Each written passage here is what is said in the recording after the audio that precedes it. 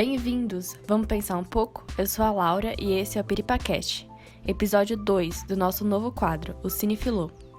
No episódio de hoje, vamos conversar sobre o tema Desigualdades Sociais Refletidas na Universidade, utilizando como base para o diálogo o filme nacional Que Horas Ela Volta, com as participações especiais de Newton Sávio, Laila Miranda e Cade Charizós. Lembrando que esse podcast é um oferecimento do Centro Acadêmico Bento Prado Júnior, o Centro Acadêmico da Filosofia da Universidade Federal de São Carlos. Antes de tudo, eu queria falar sobre a nossa parceria com um projeto super importante que é o Mulheres por Elas, do coletivo Unidas pelas Mulheres de São Carlos. Esse projeto tem o objetivo de amenizar a problemática da pobreza menstrual na cidade de São Carlos. O link com mais informações sobre o projeto vai estar na descrição. Eu vou pedir então que cada convidado se apresente e fale também um pouco das suas vivências, das suas condições que são referentes ao tema, e aí a gente começa a discussão de hoje. Meu nome é Cade Chari, mas todos me chamam de Cade. Eu faço filosofia na Federal. Eu estou no 4º ano, né? Era para estar. Agora com o Covid eu não sei. Mas é isso. Eu estou começando minha pesquisa agora em Hannah Arendt, voltado para a condição humana, né? E sobre esse tema, eu acho ele muito importante. É uma coisa que sempre me causou, até hoje me causa muita, eu não sei, acho que é angústia, né, a palavra, mas tem mais coisa envolvida aí, né? O que mais me incomoda é sendo aluna bolsista. Eu sou bolsista moradia, alimentação e já fui bolsista atividade no 1º ano de curso. O que me incomoda profundamente é o discurso meritocrata, né? Que está sempre envolvido nessa questão da permanência estudantil.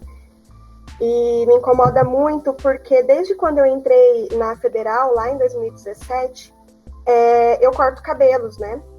E eu faço estágio também, sempre fiz estágio, sempre trabalhei desde que eu cheguei em São Carlos, mas sempre fora da minha área, fora da filosofia. E o curso de filosofia é noturno, né? E eu me lembro que quando eu entrei na Federal, eu não queria cortar cabelo. Eu queria viver de filosofia. E ainda quero, é meu sonho. Eu sei que é uma ilusão. É um sonho muito difícil de se alcançar, né? Mas quando eu entrei, eu queria isso, né? Era minha meta, viver da filosofia. E a grana apertou já, no começo. E eu não tive saída. Então, eu lembro que meu primeiro emprego em São Carlos ainda foi um bom emprego. Foi numa editora de revistas de artigos científicos. E eu tinha que entrar às 8, mas eu acordava 2 horas mais cedo para dar tempo de pegar o busão na Federal, né? Porque todos sabem como é o sistema de ônibus em São Carlos, né? Às vezes eu chegava meia hora mais cedo e o ônibus já tinha passado. E aí eu chegava atrasada, né, no estágio, e aí eu recebi uma chamada de atenção por ter chego atrasada e tinha que cumprir horas a mais. Só que eu sabia que se eu chegasse atrasada e eu tivesse que cumprir essas horas a mais, eu perderia depois um corte de cabelo, eu perderia mais dinheiro. Então, eu chegava mais cedo para poder sair no horário correto, né, às 15, que era o horário que terminava o estágio. E aí eu chegava em casa, cortava os cabelos que eu tinha para cortar, dos alunos da moradia, ou dos alunos da Federal mesmo, né? E aí eu ia para aula, no período noturno, e eu chegava no alojamento, na minha casa, e ia estudar, porque durante a madrugada é mais silencioso, né? E aí eu ficava estudando até umas 3 da manhã, para no outro dia tudo de novo, acordar às 6, enfim. E aí eu sempre ouvi muito, eu já ouvi professor, já ouvi muita gente falando assim, nossa, como você é incrível, você consegue trabalhar, estudar e tem esse histórico só com nota boa, né? Você não tem nenhuma REC, nenhuma DP, e isso me irrita profundamente. Eu sei que as pessoas que falam isso não falam por mal, mas eu não vejo mérito nenhum em estragar a minha saúde física e mental. Enquanto eu vejo que muitos colegas, eles dormem às 8 horas de sono, que todo ser humano precisa, né? Aí eles acordam, eles vão para academia, eles fazem curso de línguas, dos idiomas que eles precisam fazer, né, que nós sabemos que no curso de filosofia é bem importante, né, e aí eles fazem cursos que vão melhorar a formação filosófica deles, então eu me sinto sempre em desvantagem.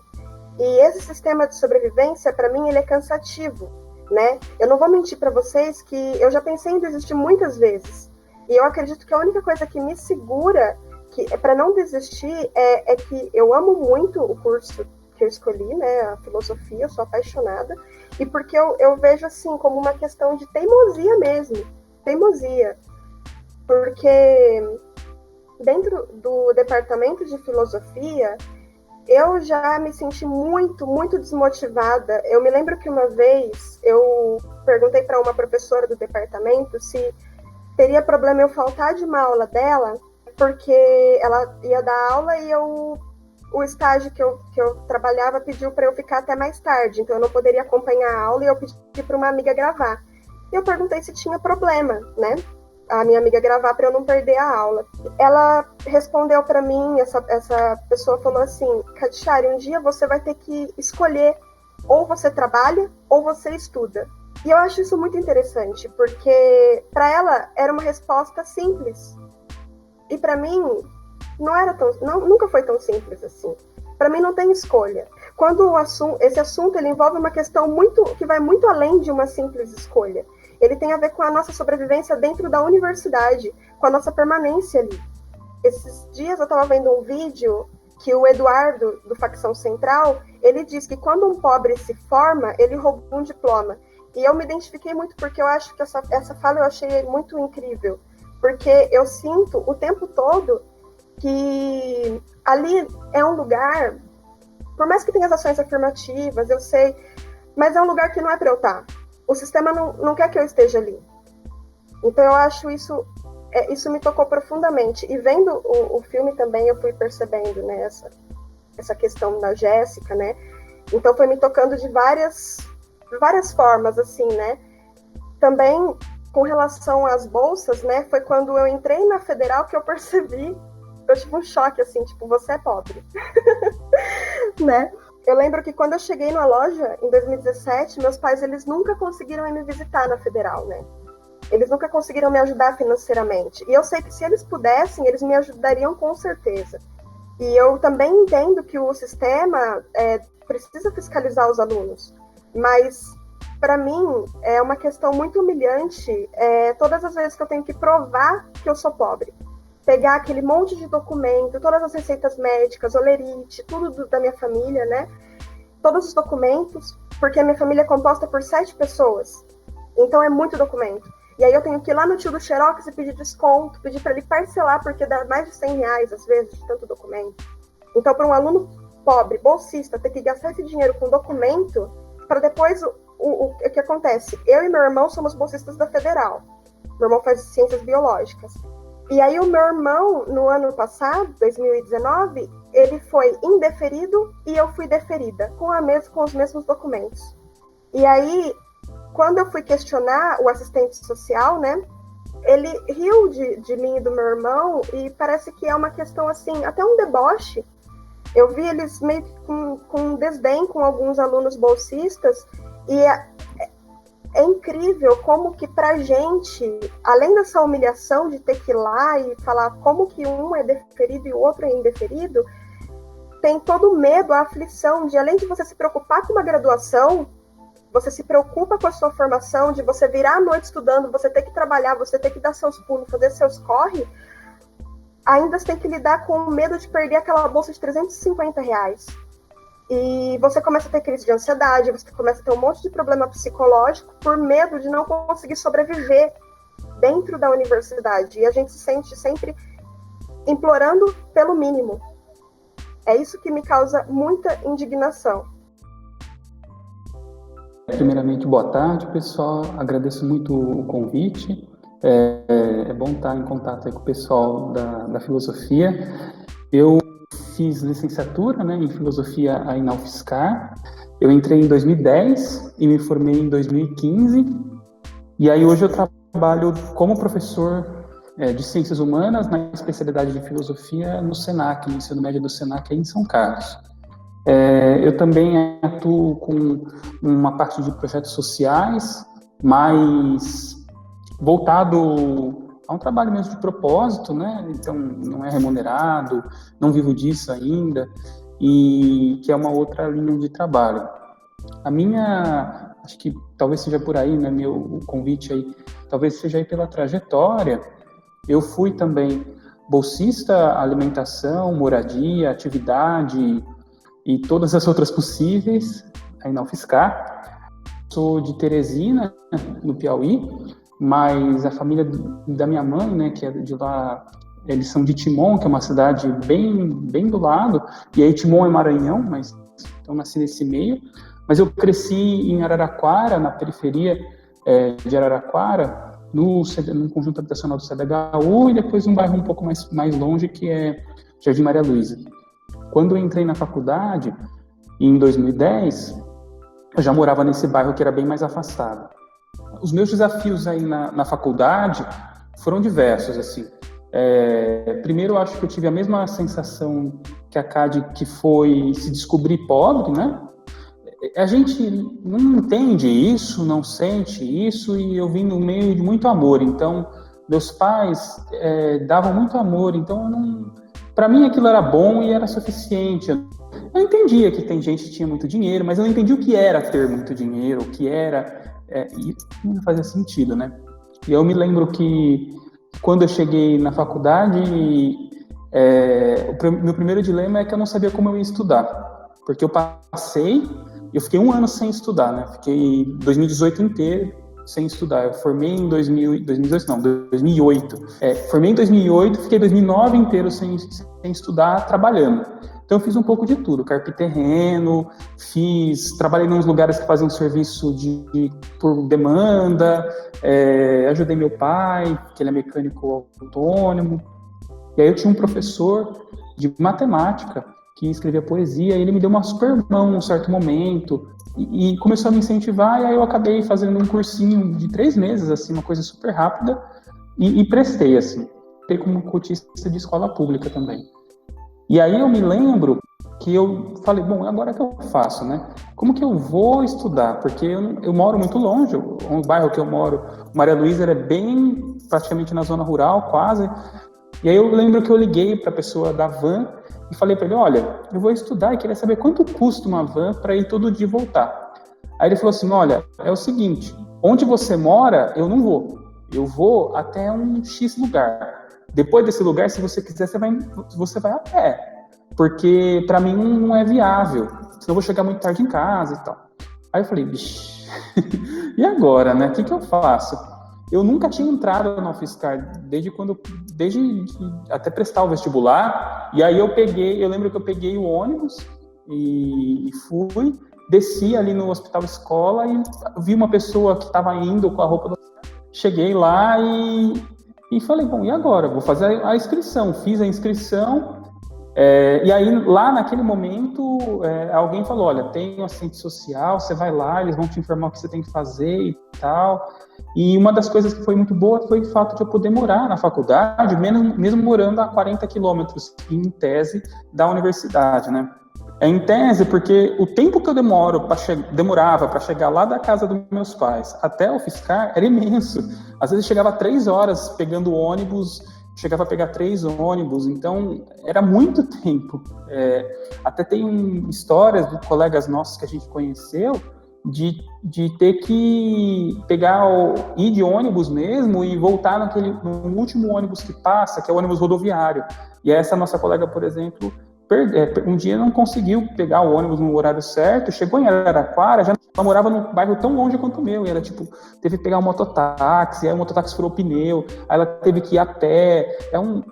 São histórias inumeráveis, assim, essa coisa do transporte.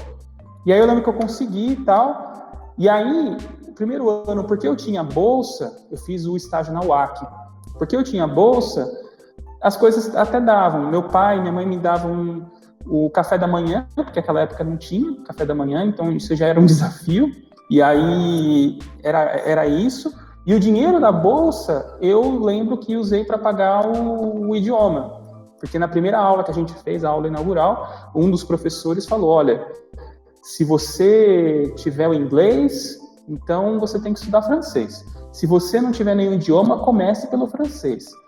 E eu entendo, né, a importância, mas a faculdade estava mudando, né, os públicos estavam mudando, e a escola que a gente veio não mudou. A gente veio de um outro lugar. E isso tudo pesava bastante, assim. A gente acabava... A gente que vinha penso eu, né, da periferia, acabava sentindo um impacto muito mais forte, com essa cobrança de você tem que ter uma escrita muito boa, você tem que falar bem, você tem que ler bem e tal. Isso é muito difícil, né? Um ano antes, eu estava carpindo terreno, gente. E aí, eu comecei a ter esses choques de o que é ser pobre, né? Primeiro que eu me liguei que eu não tinha meia, por exemplo. Eu tinha 3 pares de meia. Aí, eu tinha uma camisa que eu usava à noite, para ir para aula, que era do meu pai, que era uma camisa polo, mostarda. E eu tinha 2, 3 roupas para usar de dia. E aí eu falei, cara, nossa, é verdade, né? Tipo, eu não tenho meia. Eu andava muito de chinelo, o tempo todo de chinelo, porque eu não tinha tênis. E aí eu lembro que eu tinha um padrinho que me deu um tênis, e aí com a parte da bolsa, porque aí no processo a bolsa aumentou, sei lá, R$30. Aí eu abri um crediário numa loja de calçado e comprei outro tênis, eu tinha 2 tênis.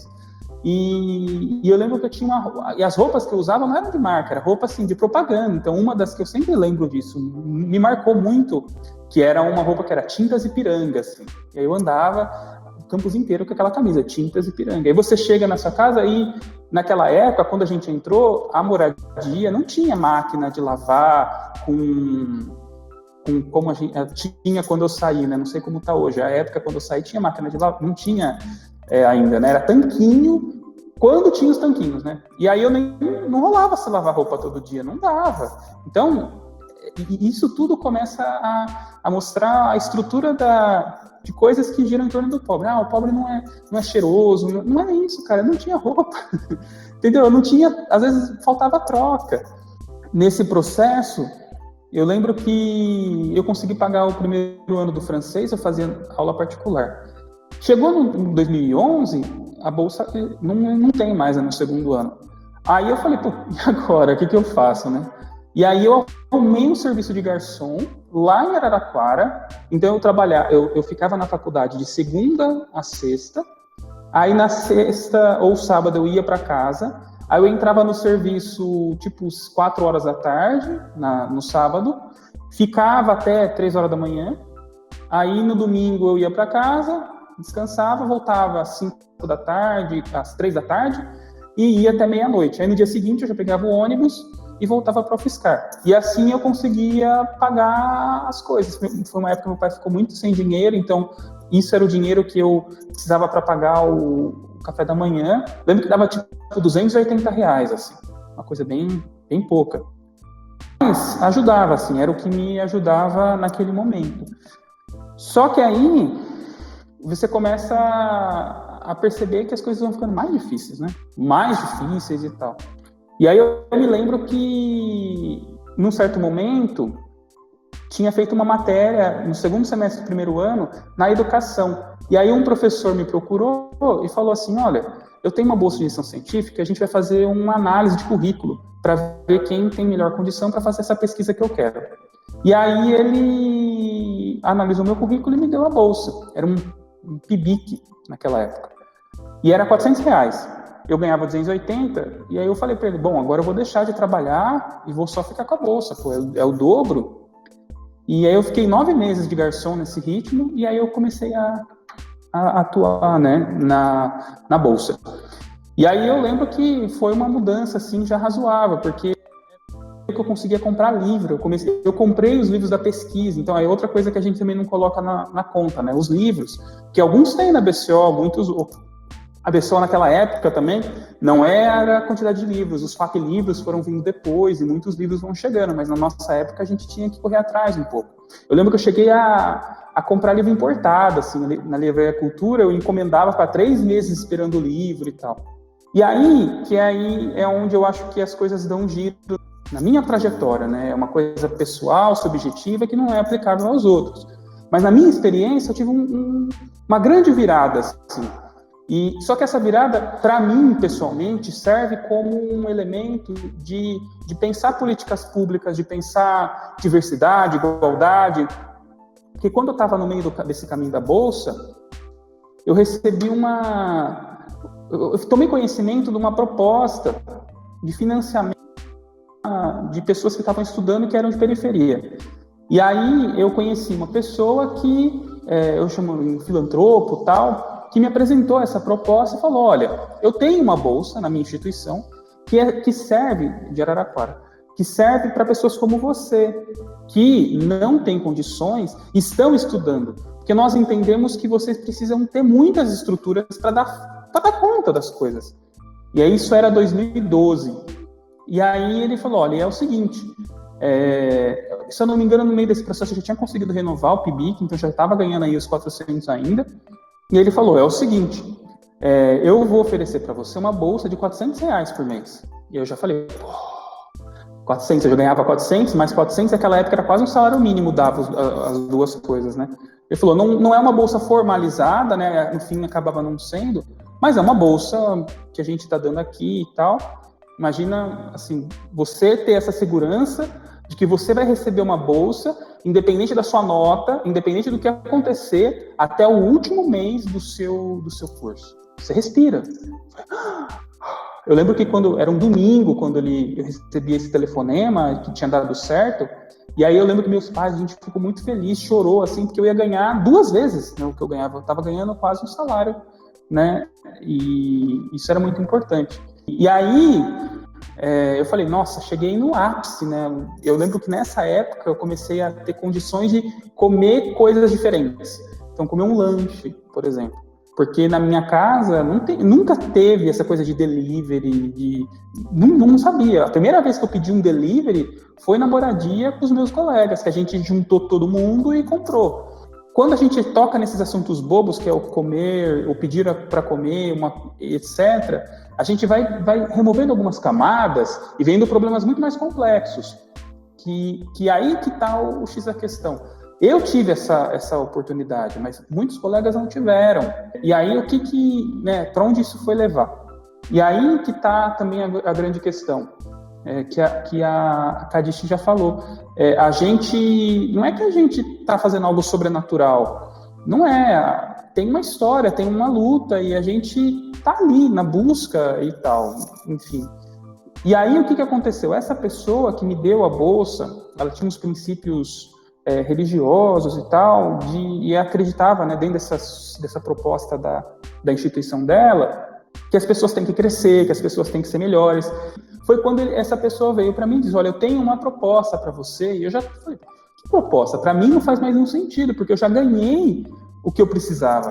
E aí ele falou, olha, nós temos um programa de intercâmbio, você fica algum tempo fora do país para aprender inglês, por exemplo. Aí aquilo falou, nossa, que coisa. Tipo, eu falei, isso é mentira. E aí eu falei pra ele, mas a gente tem que ter um pouco de Jéssica, assim, como filme, sabe? A gente tem que, não é desconfiar, mas tem que pensar as coisas e ir mais longe. Quando ele falou isso, eu me lembro que era a época do Ciências Sem Fronteira. E não tinha Ciências Sem Fronteira mais para ciências humanas. No começo teve para ciências sociais e tal, filosofia nunca entra. E aí eu falei, eu não quero aprender inglês. Sabe o que eu quero fazer, na verdade? Eu quero fazer que nem a galera tá fazendo do Ciências Sem Fronteira. Eu quero ir para fora do país e quero estudar fora do país. É isso que eu quero fazer. Numa faculdade. Porque, entende, às vezes o dinheiro é igual. E fiz essa proposta. Então a gente, é isto, né? A gente, quando chega num certo momento, a gente tem que olhar o mundo e encará-lo de frente, né? E aí eu falei para ele, eu quero assim. Se for assim, eu quero. Ele falou, então faz um orçamento. Eu falei, então tá bom. E eu lembro que ele era um advogado, né, na profissão dele, e ele falou, você vem no meu escritório e me apresenta. Eu lembro que à época eu dava tipo 30 mil reais, assim, uma coisa inimaginável. Pra minha realidade, né, um carro naquela época custava 25. E aí eu lembro que eu fiz esse orçamento e fiz do jeito que eu queria que fosse. Escolhi a faculdade, vi onde eu queria, e eu fazia o francês, né, falei, bom, vai ter que ser na França. Escolhi a faculdade dentro das que a UFSCar permitia os convênios, tudo, fiz as contas e deu 30 mil reais. e apresentei assim. Era um ano letivo na faculdade de lá, com o que eu precisava, passagem aérea, seguro, alimentação, moradia, tudo. E aí eu fui no escritório, apresentei, marquei uma reunião, apresentei, e eu me lembro até hoje, assim, ele olhou para mim e falou assim, eu tenho que dar isso aí de uma vez só, ou isso é parcelado? Não, isso é parcelado, porque você não dá o dinheiro de uma vez só, é o consumo mensal, né? Aí ele falou assim, então tá bom, então você vai. A gente nunca acredita. Mentira, né? Pensei comigo, bobagem. Falar qualquer um fala. Mas ele tinha a bolsa que ele me pagava todo mês, me dava a bolsa, né? Doava todo mês. Eu falei, bom, quem sabe? E aí eu comecei a fazer os processos, os trâmites. Eu lembro que eu fui e ainda fiquei amigo dela, da Cristina, da Serri Inter. Na época chamava Serri Inter, não sei se chama assim, Cristina Nietzsche. E eu lembro que eu sentei com ela e a minha tarefa era convencê-la de que maneira um estudante que morava na moradia, que era bolsista, tinha condições financeiras de pleitear uma mobilidade acadêmica pondo do bolso. Porque, no fim, a bolsa ela não era institucional, a bolsa FAPESP. Ela é uma bolsa, no fim, acabava sendo, usando a imagem, né, da ONG dessa pessoa, mas era uma doação dele. Então, não tinha como comprovar. E aí eu lembro que eu sentei uma tarde, eu passei quase uma tarde conversando com a Cristina, dizendo, não, Cristina, é assim, ó. Expliquei, conversei, e ela falou, não, é mentira, porque isso é quase ganhar uma loteria, de fato, né? Eu falei, e aí ela falou, não, tá, então faça o trâmite, e se der certo, que o trâmite mais sério de todos esses é a embaixada, então, se der certo, a gente dá o toque. E aí eu lembro que eu fui, nunca tinha ido para São Paulo sozinho, e aí eu lembro que eu fui para São Paulo, achei, nossa, fiquei muito perdido, assim, e eu lembro que eu fui lá. E isso era determinante. Se eu não conseguisse comprovar isso, eu não iria. E eu me lembro que eu cheguei lá com todos os documentos e o cara da embaixada olhou para mim e falou assim, como que você vai? O que você vai pagar? E eu falei, mas tá aí, ó, a carta dizendo que eu ganhei a bolsa. Não, isso não é suficiente, você não tem como comprovar. E aí eu tive a sorte de que ele tinha depositado para mim o dinheiro para eu comprar passagem aérea. E naquela época era muito dinheiro, tipo, a passagem no seguro dava uns 6 mil reais. E tava na conta. Aí ele falou assim, se você vai descer lá, a pessoa da embaixada. Eu saí correndo na Paulista atrás do Banco do Brasil, imprimi o meu extrato de 6 meses do banco, aquele rolo de papel, subi lá, aí o responsável da embaixada olhou aquilo e viu que tinha dinheiro, e falou, bom, agora a gente vai dar o aval para você. E aí eu consegui. Essa é a coisa, entende, gente? Nunca é fácil. Pode ser uma coisa maravilhosa que aconteça na nossa vida. Nunca vai ser fácil, nunca vai ser simples, nunca vai funcionar como deveria. E deu certo. Eu fiz o passei os 10 meses lá na França, a minha graduação é sanduíche. Quando eu voltei, tudo que eu fiz lá foi reconhecido e depois ainda ele deu a bolsa até o fim da faculdade, né? E consegui, então, terminar e ter o mínimo de tempo para estudar. E isso potencializou muito a minha trajetória na UFSCar, porque eu lembro que quando eu voltei, eu consegui ser bolsista das ações afirmativas, ganhei essa bolsa e ajudando os colegas. No último ano da faculdade, eu consegui emendar meu TCC com uma bolsa FAPESP, então ganhei a bolsa FAPESP e consegui ficar aí, ganhei acho que 8 meses de bolsa. Quando eu saí, eu já quis prestar o mestrado direto, prestei, passei em primeiro lugar. Essas coisas só foram possíveis porque eu tive um conjunto de outras coisas me ajudando. Não sou inteligente, acho que não sou esforçado como outros colegas são, mas eu tive uma estrutura.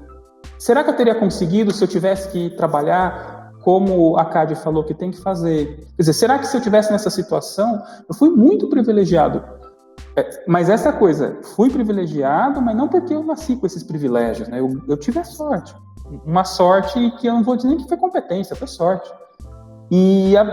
Só que aí é a coisa, né?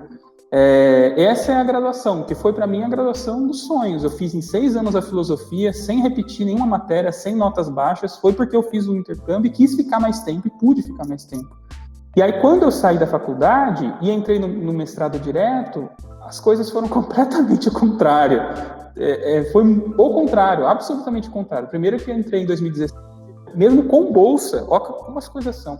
Mesmo com a bolsa, eu tive que escolher não morar em São Carlos, junto com meus colegas, porque se eu morasse em São Carlos, eu não ia ter nenhum outro recurso, todo o meu recurso da bolsa ia, e eu ia ter um custo a mais. Então, talvez a conta não ia fechar. E eu falei, então eu vou voltar para casa dos meus pais e vou estudar de lá, né?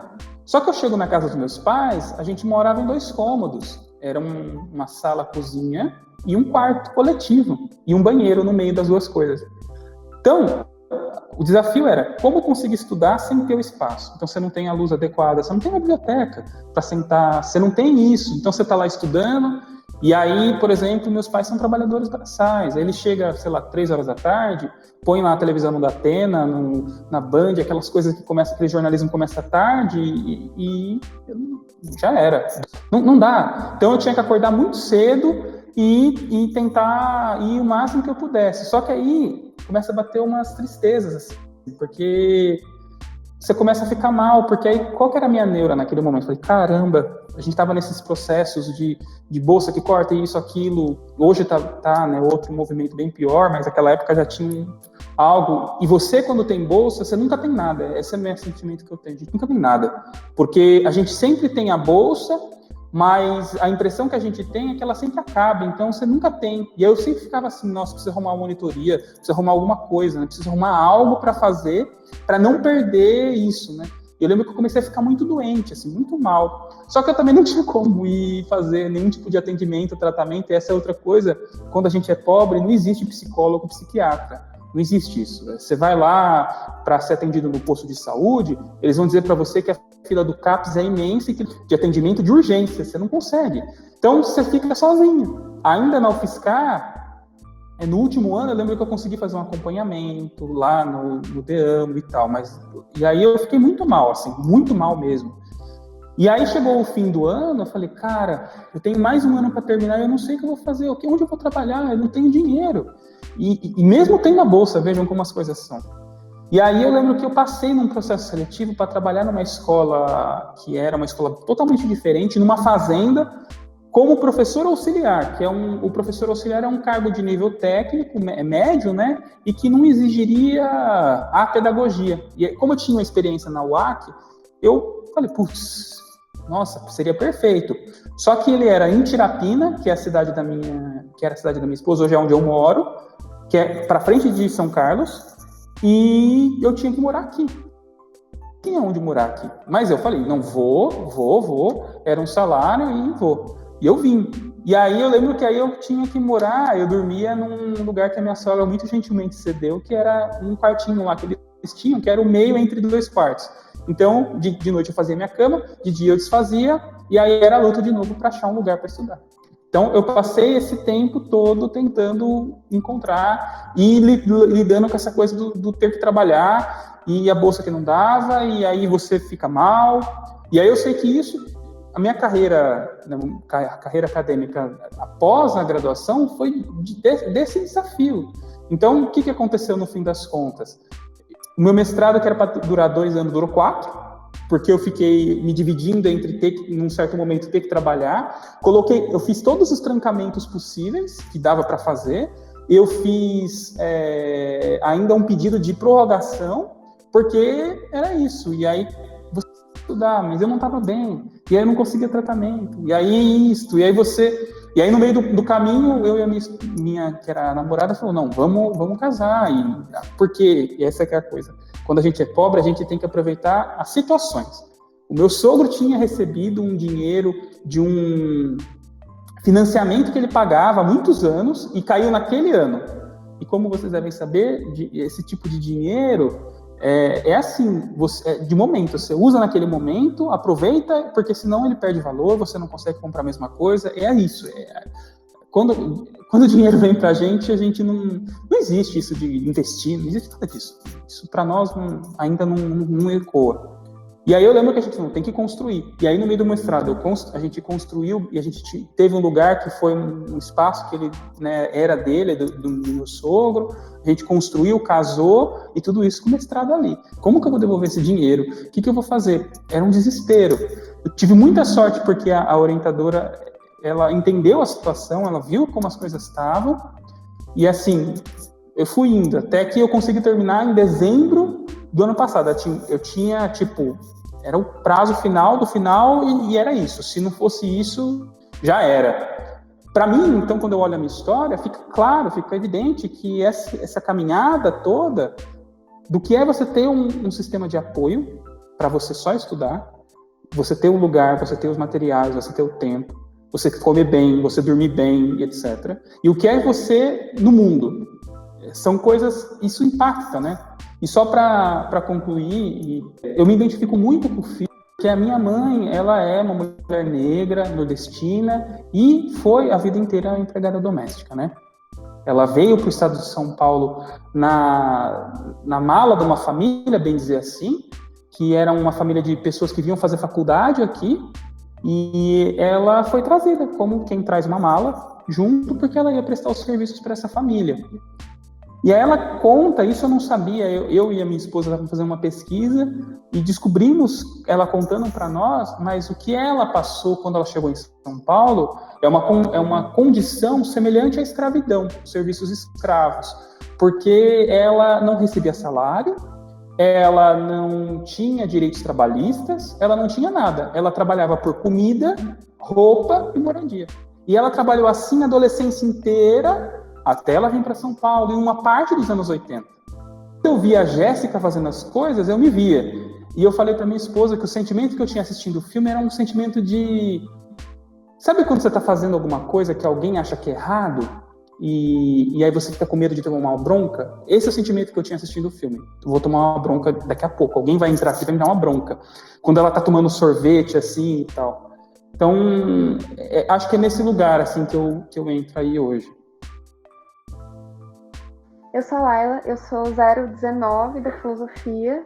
É engraçado que a minha relação com a filosofia, com a UFSCar mais especificamente, ela começou 2 anos antes que eu entrasse na faculdade. Porque eu fui estagiária do departamento da Secretaria de Pós. E assim, eu já sabia que eu queria fazer filosofia.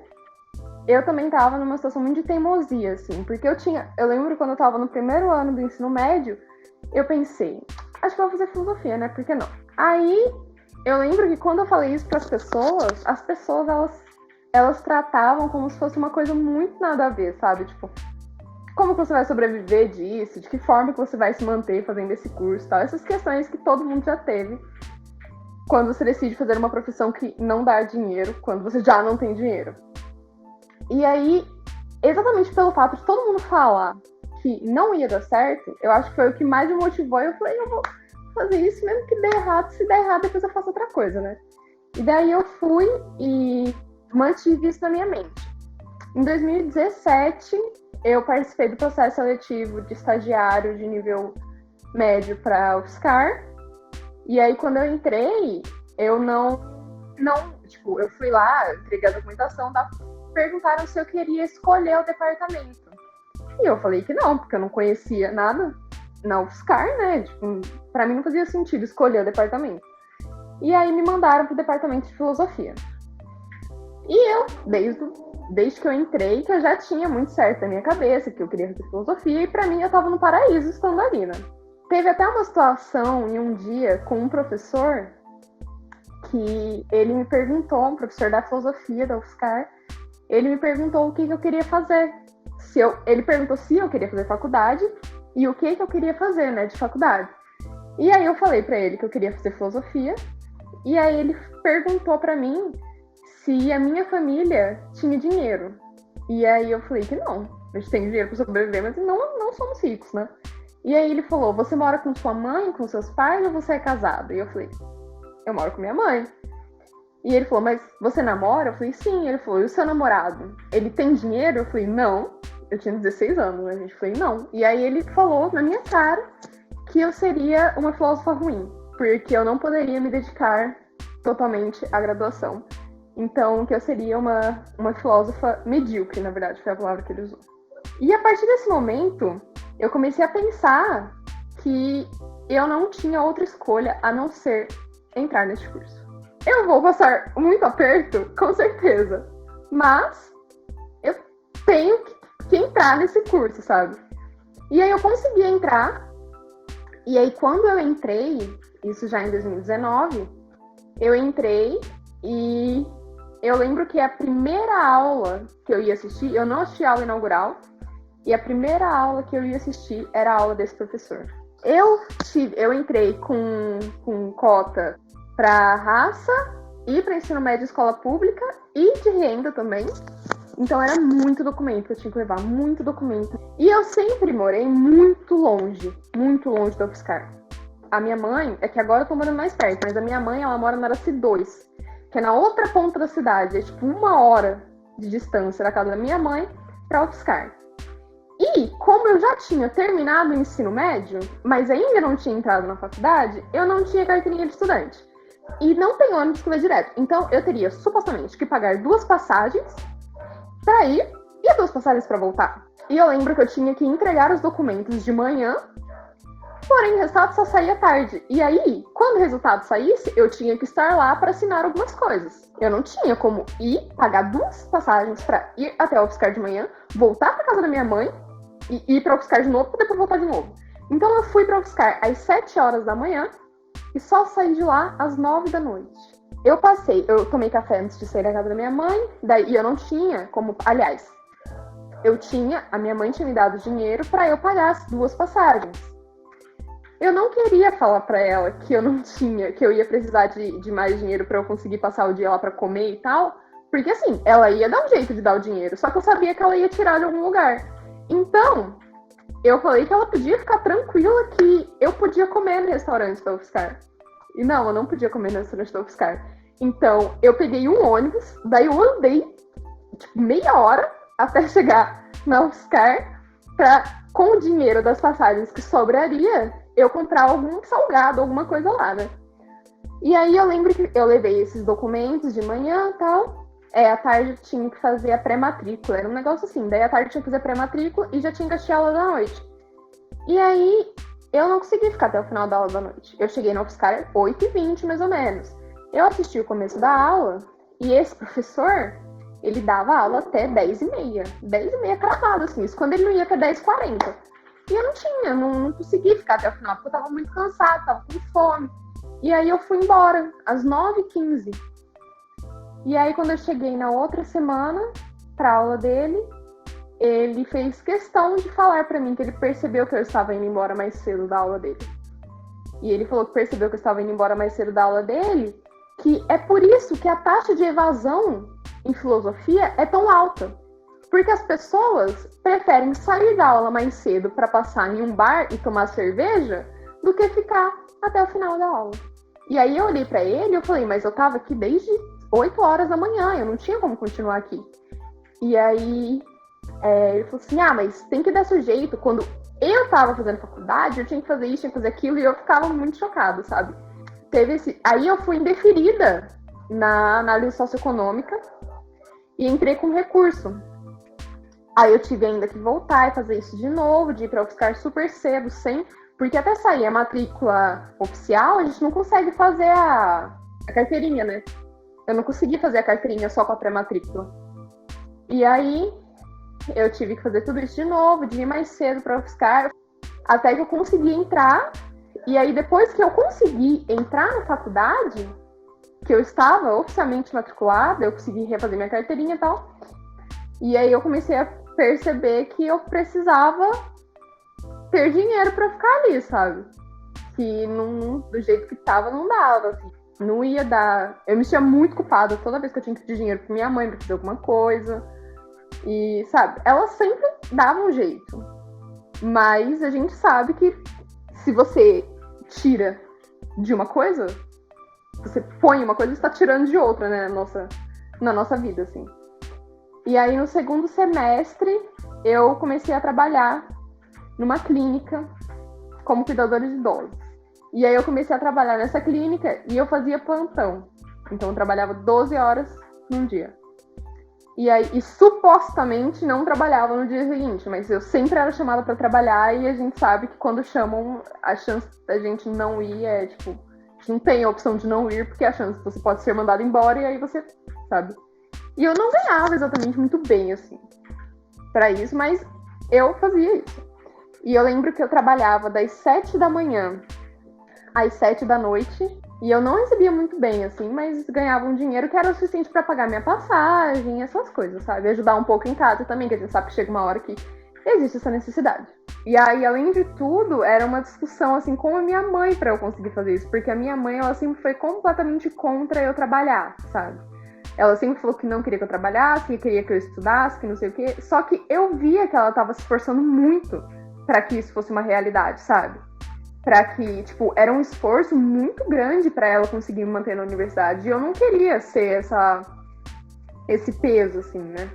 Mesmo ela sempre demonstrando que não era nenhum peso para ela, mas enfim. E aí eu trabalhava das 7 da manhã às 7 da noite e eu percebi que eu não conseguia ir para a faculdade. No segundo semestre de 2019, eu assisti pouquíssimas aulas. Eu não conseguia chegar na faculdade a tempo, porque eu já saía do serviço às 7. E se eu conseguisse, às vezes que eu consegui chegar na UFSCar, eu não tinha cabeça para acompanhar as aulas. Não tinha cabeça nenhuma para acompanhar as aulas. Então, eu basicamente ferrei no meu segundo semestre porque eu não conseguia conciliar. E aí, eu pesando as coisas, eu percebia que parar de trabalhar ia ser... Eu ia acabar mexendo não só na minha vida, mas na vida da casa inteira, né? Porque as pessoas, elas se acostumaram com a renda a mais que vinha de mim. Eu não queria que isso acabasse, né? E aí, o meu primeiro ano na faculdade foi assim, foi tipo, o primeiro semestre eu consegui bem no começo, mas pro finalzinho eu já tava muito preocupada, assim, de como que eu ia me manter na faculdade. E aí o segundo semestre, ele praticamente não existiu por causa disso. E aí esse ano também, eu saí, né, do serviço que eu tava no final do ano passado, e eu tava realmente me perguntando o que eu ia fazer esse ano, porque eu não tava disposta a, mais uma vez, colocar em risco a minha graduação, e aí eu não sabia mesmo o que eu ia fazer. Vocês falaram bastante sobre a questão das ações afirmativas, né? Como uma das formas de minimizar essa desigualdade dentro da universidade. Mas eu queria saber o que vocês acham dessas medidas, se elas são realmente eficazes e eficientes como deveriam ser. De que forma essas ações afirmativas poderiam ser aprimoradas para serem mais efetivas mesmo no processo. Olha, eu acredito que um passo pequeno, mas que seria de grande ajuda, se nós pudéssemos... Eu sempre me questionei, por que eu tenho que imprimir tudo isso?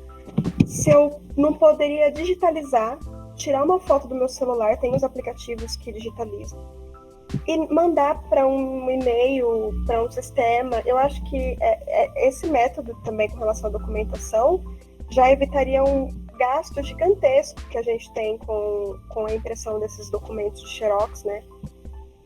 Eu acho que outra medida que eu acho que seria muito importante, que eu vejo assim, por exemplo, na USP, tem a bolsa livro, né, a bolsa xerox. Já teve algumas vezes que eu senti vontade de, tipo, comer alguma coisa no primeiro ano, né, no alojamento, que minhas amigas falavam, vamos fazer uma vaquinha, vamos comprar não sei o quê, para comer todo mundo junto, uma pizza, né? Só que eu tava com tanto negócio para pegar lá no xerox, que eu tinha que escolher, né, as moedinhas. Ou eu vou no xerox, ou eu vou me divertir com as minhas amigas. Então é isso, é sempre uma questão de escolha. Eu acho que as ações afirmativas, elas são boas, mas ainda tem muito que melhorar.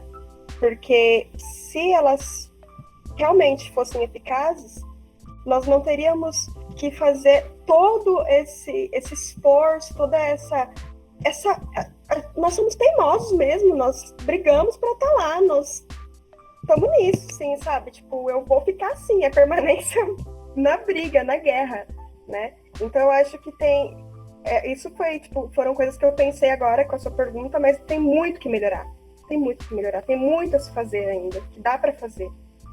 Eu acho que um primeiro ponto importante, gente, é que a época que eu entrei, a universidade não estava pronta para nós que estávamos chegando aí, trazendo uma certa diversidade para a universidade.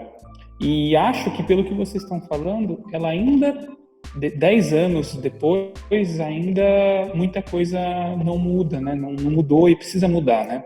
E isso eu acho que só vai acontecer quando a gente ocupar mais e mais espaços dentro da universidade. E isso é desde comissões, conselhos, CAs, reuniões de departamento, o que for possível, até aqueles que vieram antes de nós e que estão atingindo agora outros voos, né, fazendo doutorado, indo já para o mercado de trabalho, também se colocarem, né, nesse lugar de essas pessoas que estão aí na luta, porque a diversidade ela é fundamental, isso em todos os âmbitos, diversidade sexual, de gênero, de raça, do que quer que seja, de grau financeiro, enfim. A gente precisa ter isso na universidade, a gente ainda não conquistou. A gente precisa ter isso nos lugares de decisão, de poder, porque, veja, só quando um de nós chegarmos, por exemplo, lá no Departamento de Assistência Social e falar, vocês já pararam para pensar que papel é um negócio que não é simples assim para uma galera? Vocês já pararam para pensar que, por exemplo, não é suficiente não pagar para comer, ou não pagar para morar, ou não, enfim. Aí cabe a pergunta, quantos professores, e aí não só da filosofia, mas em geral, tiveram carreiras que eu falo não só profissionais, mas de vida, histórias de vida parecidas com a nossa. De onde eles saíram? Quem eles são? Onde eles estudaram? Como que eles fizeram? Quando a gente responder essas perguntas e começar a falar de um outro lugar, e acho que a gente está num momento histórico que precisa ser dito.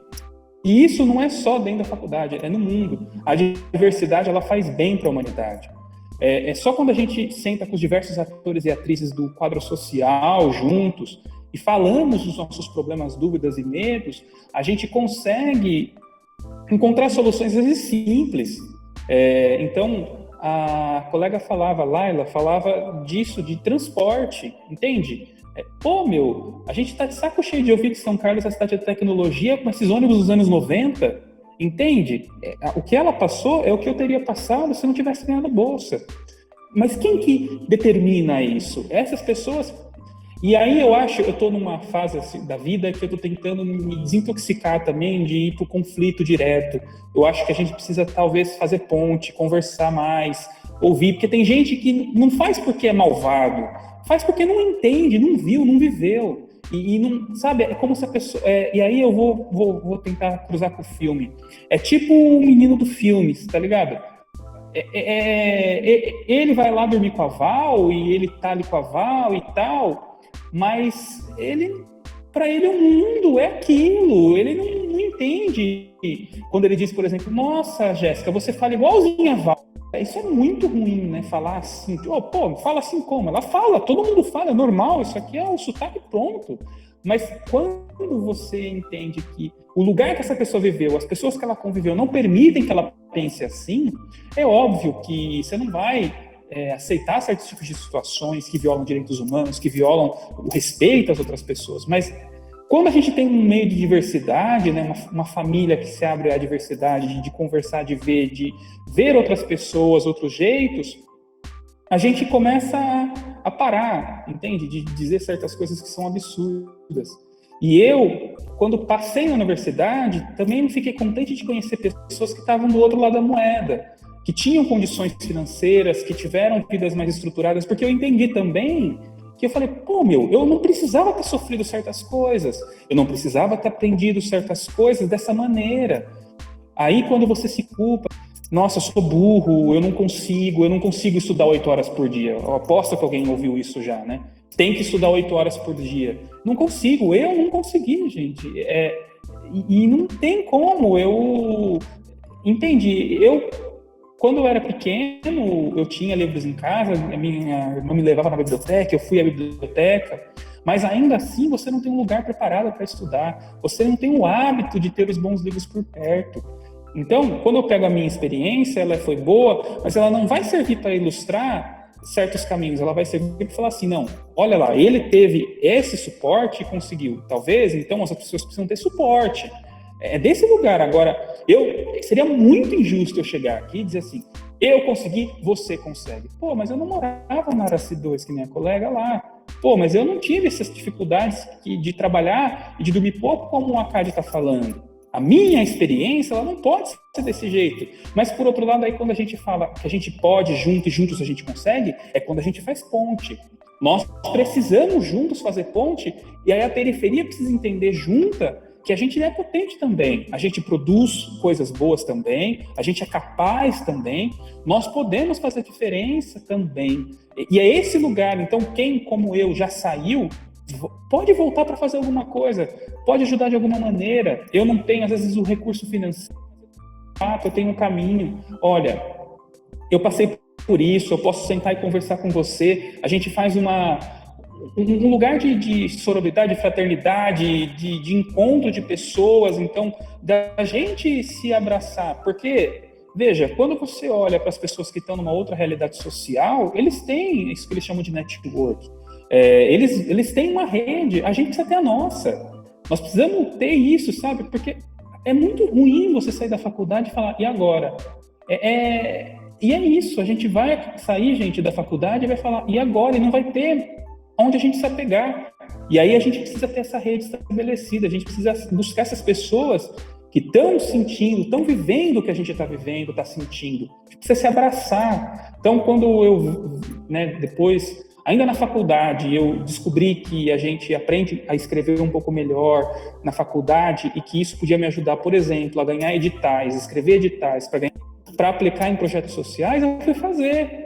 Hoje, e aí isso não é uma coisa para se gabar, não é isso, gente. Eu quero mostrar para vocês as alternativas. A gente precisa sair dessa coisa de que eu só vou me formar e vou dar aula de filosofia. Não, a filosofia nos possibilita mundos inumeráveis. A gente pode fazer milhares de coisas, e uma delas é trabalhar em ONG, na periferia, e o nosso conhecimento é bem visto. Hoje, eu e minha esposa, trabalhando com isso, e no meu caso, assim, sem receber, de voluntariozaço mesmo, a gente já arrecadou R$250 mil. Eu costumo brincar que eu já paguei a minha dívida com a vida com o intercâmbio, que foram investidos e são investidos aqui na ONG. Então, esse lugar que eu estou falando aqui hoje é onde a gente faz as nossas atividades. E quando eu olho isso aqui e falo, pô, eu preciso fazer mais, então eu preciso ir mais, a gente precisa ir mais longe. Eu tenho jovens aqui que passam 10 anos sem sair de Tirapina. Tirapina é uma cidade de 18 mil habitantes que tem 2 presídios. A população de Tirapina é carcerária. Você imagina o que é um jovem periférico que vive anos nessa visão de mundo? Como que ele vai olhar e vai falar assim, cara, eu sou capaz de fazer o que eu quiser? Se não tiver alguém que fala para ele, sai daqui um pouco. A gente costuma brincar que é um pé dentro e um pé fora, né? Você precisa sair e olhar o mundo, mas você não pode ser salvo se quem puder. Não é me salvei já era. Você tem que voltar, você tem que olhar, você tem que falar, você tem que ver, você tem que ir atrás. Então, quando a gente... E aí essa minha tese é muito forte. Quando a gente olhar isso, a gente vai começar a fazer vários questionamentos. E um deles é sobre a nossa escola, a escola que a gente veio. Por que ela tem que ser do jeito que é? Por que ela não pode ser uma escola que nos joga para cima? Por que tem que ser uma escola que a gente traz históricos de bullying, históricos de violência, de muita violência, históricos mesmo de ser jogado de lado? E essas coisas todas são coisas que nós, os professores dessa escola, quando fomos professores acadêmicos, fomos reitores, pró-reitores, tivemos nesses lugares, a gente precisa dizer. Precisa ser ouvido. Eu acho que é nesse lugar que parece, a impressão que eu tenho, é que é todo mundo um pouco, a gente vai pelo princípio da vontade, todo mundo um pouco dormindo, sabe? Como se não entendesse o Brasil. A gente precisa parar e fazer certas perguntas básicas, e uma delas é, como que é possível que o Brasil já chegou a ultrapassar o Reino Unido em termos de economia, e a gente não tem em termos socioeconômico, desenvolvimento social, humano e etc. Como que isso é possível? A gente precisa inovar, e aí quando a gente fala de inovação, nesse lugar, de questionar isso e falar, olha, e aí, gente, o que está acontecendo com o Brasil? Onde que a gente está? E essa é a Jéssica no filme, eu tenho a impressão, que vai lá e, gente, é uma mesa, estamos comendo, por que eu tenho que sentar na cozinha? A gente vamos sentar junto. E eu gosto dessa imagem de pensar que os patrões, e eu estava lendo uma entrevista da Ana Mui Laerte, que é a diretora do filme, onde ela fala que o filme abre mais perguntas do que dá respostas. E eu acho que é nesse lugar. Não dá para a gente também não conversar com essas pessoas que estão nesse outro lugar. Entende? A gente tem que ter a nossa rede, a gente tem que se abraçar, mas a gente também vai ter que conversar com essas outras pessoas. Porque se a gente não tiver chegado, alguns deles já chegaram. E se eles entenderem a nossa luta, entender o que a gente é, a gente não pode entrar nesse lugar da dicotomia, nós e eles. A gente sabe que ela existe, a gente está claro para nós. Mas nós precisamos arrumar caminhos de gente que queira fazer ponte. Então, no meu caso, dá legitimidade para falar disso, porque eu passei por isso, de alguém que tinha muito recurso e entendeu que eu merecia isso. E depois eu vim a descobrir que existem pessoas outras que fazem a mesma coisa. Então a gente precisa estar nesses essas pessoas. Mas do mesmo modo, a gente precisa se abraçar, se olhar, se entender, se doar uns aos outros. Então, às vezes, uma coisa, entende, simples, que para você é simples, mas para outra não é. Uma coisa interessante, assim, sobre isso que o Newton falou, né, da gente conviver com pessoas com realidades diferentes e conseguir mostrar a nossa realidade, trazer essas pessoas um pouco para o nosso lado, eu percebo que atualmente na minha vida eu tenho vivido bastante isso, assim, e de frente, né? Porque o meu namorado, eu moro com meu namorado atualmente, e assim, os pais dele, o pai dele é professor da Unesp, os pais dele, a mãe e o pai dele têm pós-doutorado, né? Inclusive ele nasceu na Austrália enquanto o pai dele fazia o pós-doutorado, e é uma vida totalmente diferente da minha, sabe? A estrutura que ele teve para entrar na universidade, não só para entrar, como para se manter, né, na universidade, é completamente diferente da minha. E aí eu percebo que depois que a gente começa a conviver com essas pessoas, a gente percebe que é muito mais fácil da gente conseguir algumas coisas tendo pessoas com outro tipo de visão do nosso lado, né? Dividindo as coisas que a gente passa, para as pessoas verem que, tipo assim, porque a gente sabe que o Brasil é um país desigual, essas pessoas, elas, com uma estrutura melhor, elas sabem, mas parece que até o momento onde elas vivem isso, onde elas convivem com alguém que veio desse lugar que elas só escutam falar, parece que é uma coisa muito distante, né? Eu percebo, assim, que a gente, ele principalmente, começa a enxergar as coisas um pouco diferente. E aí, eu percebo que o trabalho que eu tinha para conseguir mostrar para as pessoas, assim, do meu bairro, do bairro da minha mãe, tá? A possibilidade para elas estarem na universidade e tal, agora é multiplicado por 2, sabe? Eu percebo que é uma coisa que sempre que ele tiver condições, ele vai tentar fazer também. E aí eu aprendi muito sobre essa necessidade de tentar abrir o diálogo para pessoas diferentes da gente, né? Para pessoas que não enxergaram o mundo da mesma forma que a gente. Bom, acho que então a gente pode começar a falar do filme. O filme conta a história da Val, né? Que é uma pernambucana. Ela se mudou para São Paulo para dar melhores condições de vida para sua filha Jéssica. Ela deixou a filha no interior de Pernambuco, né? E foi trabalhar na casa de uma família de classe média alta. E aí, uns 13 anos depois, se eu não me engano, o menino, filho dos patrões dela, vai prestar vestibular, e a Jéssica, que é a filha dela, telefona pedindo para ir para São Paulo para prestar também vestibular. E aí ocorre esse encontro de classes sociais e começa a ter vários conflitos a partir do comportamento da menina, que simplesmente quer ser tratada como uma pessoa normal que deveria ser tratada.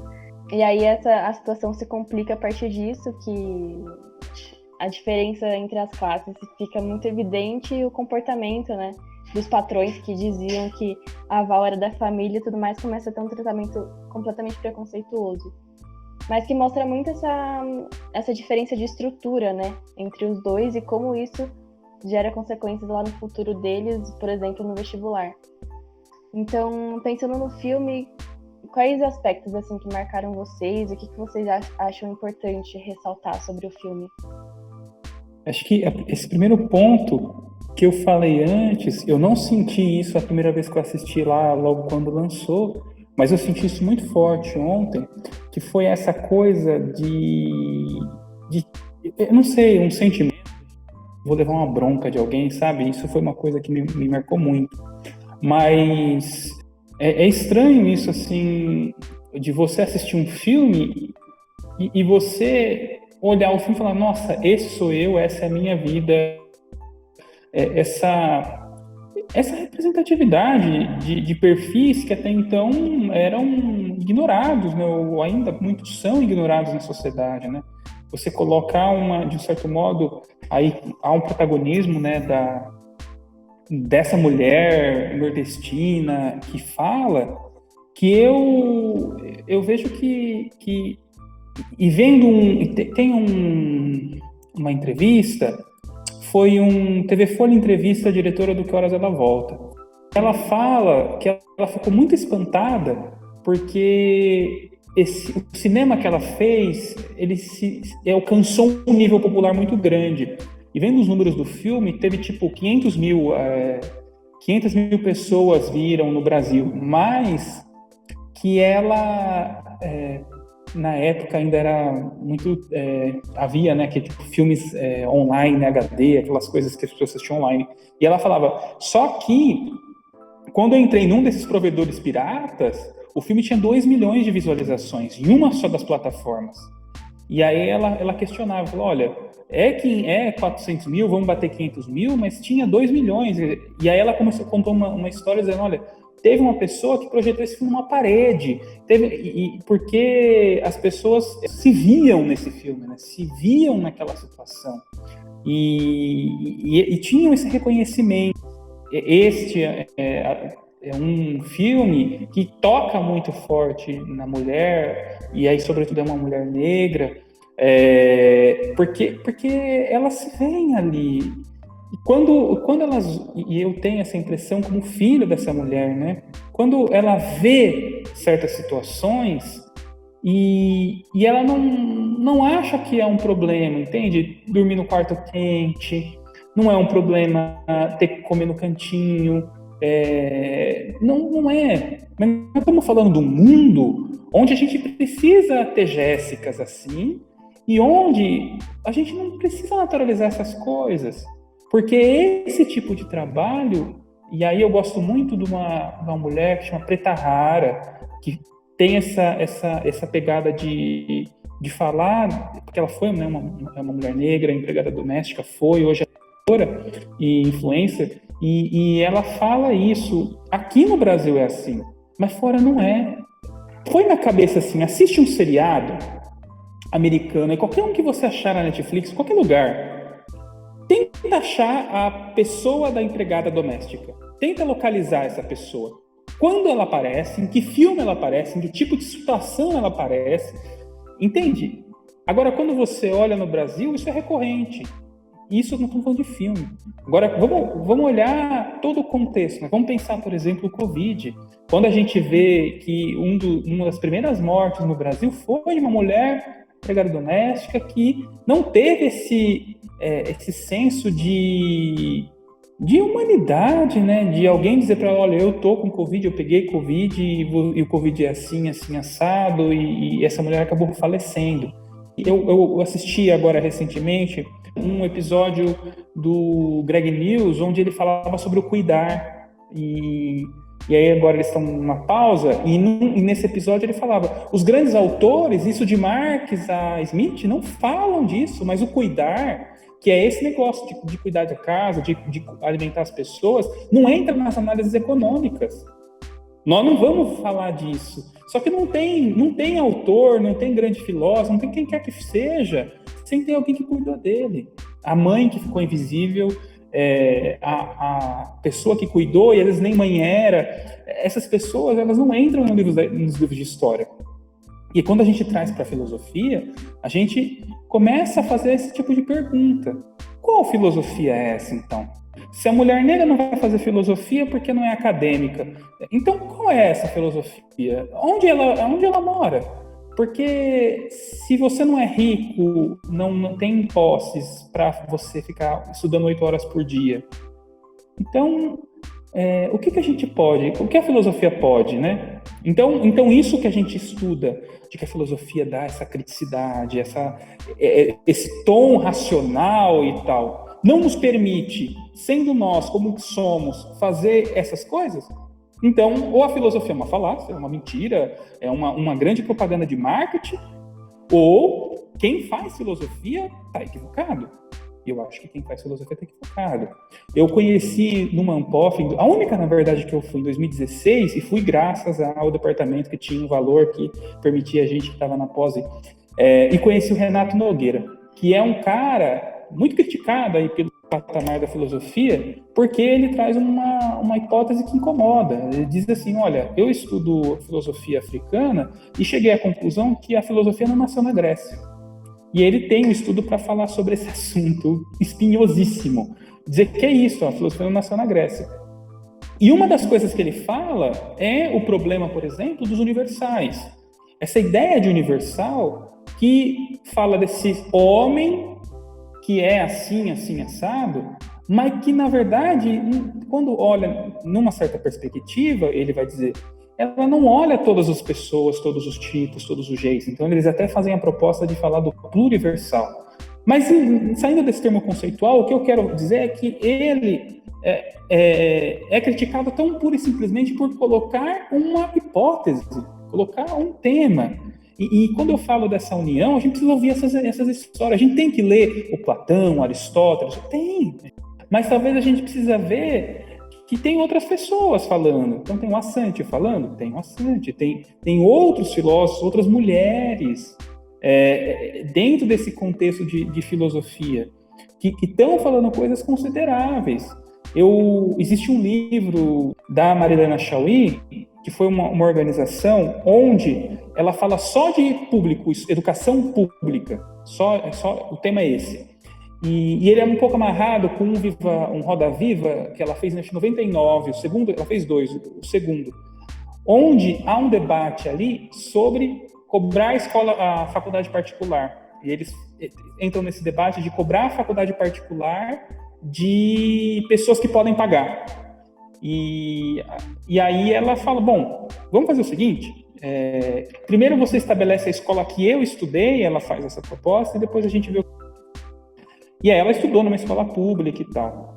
E o que ela fala ali que me toca é esse olhar de que há uma trajetória, que ela não nasceu assim. Ela não nasceu Chauí, doutora, orientando geral na USP. Ela estudou com o tempo, e ela faz uma homenagem ao professor que ela teve no ensino médio, que, por sua vez, ela faz uma referência nesse Roda Viva ao próprio Bento, que, se eu não me engano, se eu não estiver equivocado, nesse Roda Viva, também foi professor do Bento. E aí eles falam desse professor, só que ela fala de uma escola pública que nós devemos cobrar, que é uma escola pública que ela diz, né, que dava condições. Então ela fala, eu aprendi latim, grego na escola. Não estou dizendo que isso é um marcador de nada, não é isso. Mas sai um pouco para ver a educação, a gente tem que questionar. Por que a gente nem sequer o inglês consegue? É culpa nossa? E quando eu falo isso, aí a gente volta na Val. A coisa de estudar, né? E acho que a Laila também falou isso da mãe dela. Minha mãe tem isso muito forte. Minha mãe demorou 10 anos para conseguir terminar no noturno o ensino fundamental 1. 10 anos. Eu lembro que quando ela terminou, ela foi homenageada pelo prefeito. Porque foi uma coisa muito bonita, assim. E essa coisa de você não pode desistir, você tem que estudar. E elas confiam muito na escola pública. Só que quando a gente chega na escola, não é essa escola que a Marilena está falando. E essas coisas que a gente precisa pensar. A gente não pode abaixar a vareta. O salto do periférico não pode ser o salto do acomodar essa situação. Não é que ele é acomodado, não é isso, não. O que eu digo bom, a gente não tem isso, a gente não tem aquilo, então não é isso que a gente tem. Não, a gente não pode. A gente precisa querer essa escola, que eu tenho o direito de aprender inglês, alemão, latim, matemática, química, física, biologia, o que quer que seja, que eu saia do ensino médio com coisas embaixo do braço que me permitam fazer o que eu quiser da vida, o que eu quiser do mundo. um potencial criativo. Então, eu volto e insisto nessa figura do acolhimento, do encontro, da desconstrução de certos mitos. Se não tiver mais mulher no departamento, nos departamentos, se não tiver preto, pobre, periférico, se não tiver a comunidade LGBTQ+, se essas pessoas não estiverem nesses lugares, não vai mudar. A gente pode atacar fogo, a gente pode quebrar tudo, e etc. Não vai nem contribuir para a nossa causa. A gente pode, não, tem que tacar isso e derrubar. Não adianta. Se a gente não estiver nesse lugar em que nós podemos fazer ponte. Então, sobre o filme, eu percebi assim, eu já tinha assistido o filme também quando lançou, e agora eu assisti de novo essa semana, né? E eu tive a mesma impressão que o Newton falou, né? De a parte do sorvete, eu me encolhi, assim, eu falei assim, meu Deus, ela não pode comer esse sorvete. E é uma coisa que a minha família sempre deixou assim muito claro, tem coisas que você não pode fazer, que você não vai fazer. Que nem ela fala assim, por mais que a patroa falou que pode, você não vai aceitar, né? E aí, no começo do filme eu falei assim, agora assistindo de novo, eu falei assim, essa Jéssica tem um rei na barriga mesmo, né? Ela tá com rei na barriga. Só que no decorrer do filme eu fui percebendo que eu era a Jéssica. Porque rolou essa identificação, né? Eu lembrei de uma coisa que aconteceu, assim, quando eu senti uma angústia quando eu vi na Val a minha mãe, meu pai, minhas tias. Eu falei assim, eu acho que todo mundo tem uma Val na família. Todo mundo já conheceu uma Val. E eu me lembro que quando eu era adolescente, né? A empresa que meu pai trabalhava deu uma festa, né, para os funcionários e para a família dos funcionários. E quando nós chegamos nessa festa, os donos da empresa, a família da dona da empresa, eles estavam afastados dos funcionários em cima de um tipo de palanque. E com seguranças em volta que não deixavam a gente se aproximar, chegar perto deles, né? E eu lembro que quando eu vi aquilo, eu senti um incômodo muito grande na época, né? E o filme me fez relembrar disso, né? Me trouxe essa lembrança, né? Porque é aquela coisa, assim, muito do patrão falando assim, olha como eu sou legal, eu dou uma festinha para sua família, mas não chega muito perto de mim. E o mesmo discurso da família, né? De pertencer, que as empresas utilizam muito, né? De pertencer, vocês são a família da empresa tal. Existe no filme também essa coisa, né? Só que assim, você é parte da família, mas não me peça nada, não me enche o saco. Isso pra mim foi uma coisa assim muito, muito forte quando eu percebi, né? E outra coisa também muito forte foi quando eu passei na Federal e a minha família estava fazendo um churrasco, né? Uma prima minha pegou e falou assim, que legal, você vai morar fora, não sei o quê, conseguiu bolsa, legal. Mas o que é filosofia? O que é isso que você vai fazer? E aí, isso que o Newton falou me pega sempre, porque eu tô falando pra quem? Me incomoda muito na filosofia essa coisa do elitismo. Sempre me incomodou. Como que eu vou falar para um aluno sobre a filosofia? Eu vou falar sobre Kant, né? É uma coisa muito assim... o meu pai, ele vai falar, tipo, da gente, de mim, do meu irmão, e ele fala assim, meus filhos são federal, né? E é um orgulho, eu percebo que ele sente um orgulho muito grande, né? De nós. E eu sempre me faço esse questionamento. Eu tô falando pra quem, né?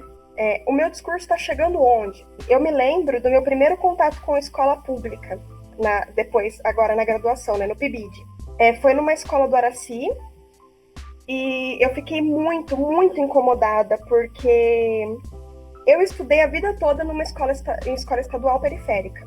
Eu me lembro como que era a escola como aluna.